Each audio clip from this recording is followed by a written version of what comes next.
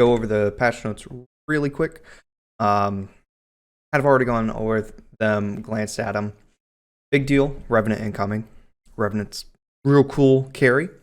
Bounty hunter tactic, so that's what really sets him apart from the rest. He's kind of there. He got isolation in his kit.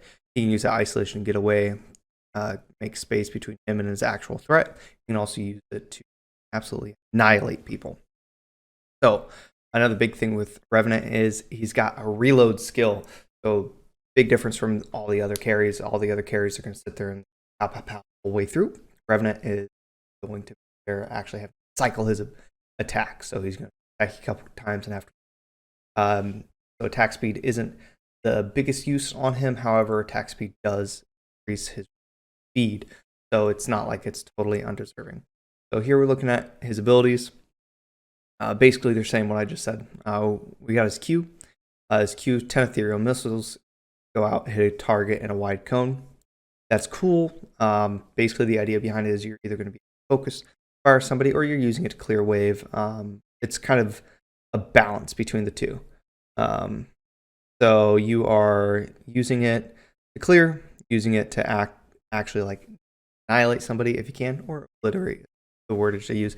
Another thing it has is landing subsequent hits against enemy heroes deals 15% damage. So assumedly that's 15% more damage. And another really unique thing about him is he's going to be dealing power damage and physical power damage, so magical power in his abilities. Next ability here we got Scar. Scar is kind of crazy. It states that he applies a 5% stacking slow for 1.25 seconds when he's doing damage for up to 10 instances of damage. That's kind of insane for 5 seconds. Basically, that just lets him lock him down.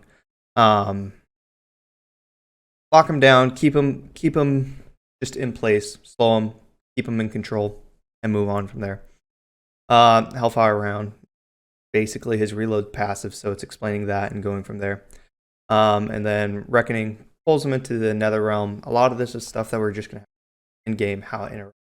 Right now we have a general idea based on the flavor tech. So next we have some major improvements. Early access icon, cool, whatever. Creep score bounty. This is pretty neat. Basically, if they're really farmed above you, you get some extra bounty for killing them. Of only if they have kills above you. Next, we have some new post-match screens. Going to be nice, quality of life increase. Weekly leaderboards, they should be interesting. You'll get plenty of hopefully streamers, gameplay creators on there giving themselves a name. In a match survey, going to keep them in the loop on how people are feeling about it. AFK penalty system, dodge queue penalty system, both are there. They're both existing now, which is great. They're going to keep that up. Hopefully we don't see this abused too much. Hopefully there's no bugs, because there were bugs in the past. We're going to keep going. Another kind of big thing is matchmaking improvements. So they're trying to make it so that you're still matching with people within your MMR.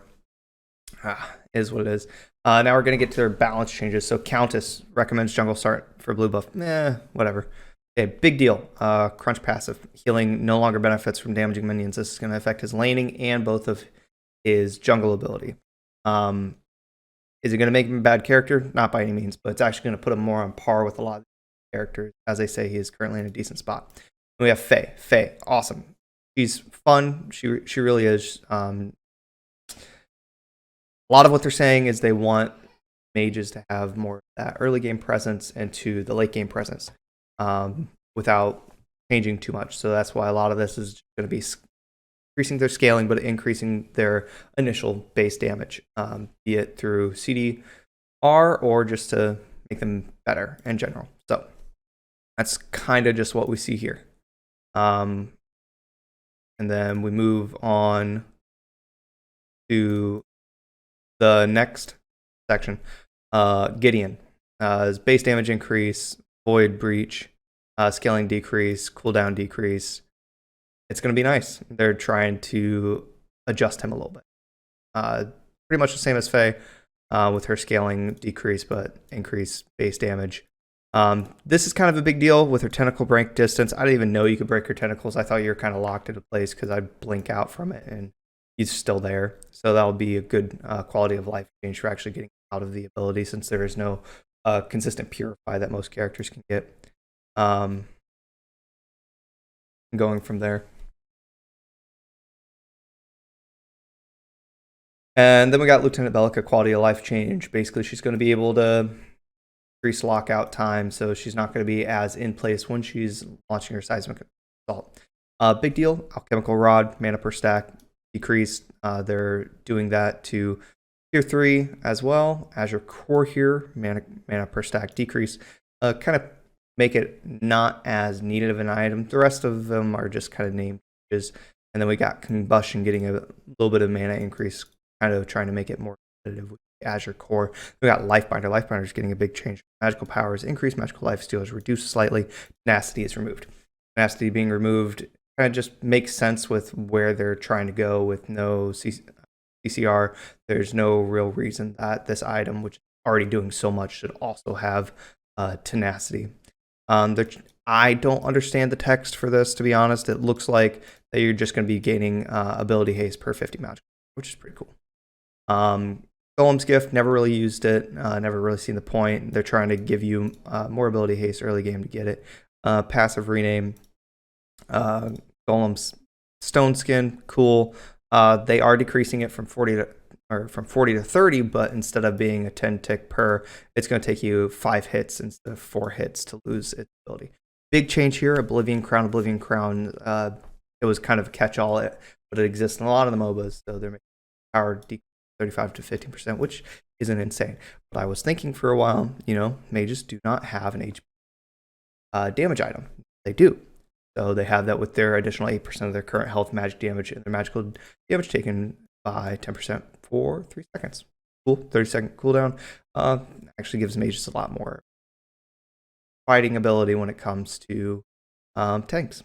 And that's pretty much it. The rest is bug fixes and cool stuff. We're glad to hear they're trying to be more transparent with their plans for everything.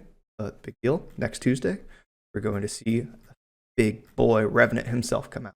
So see you guys then.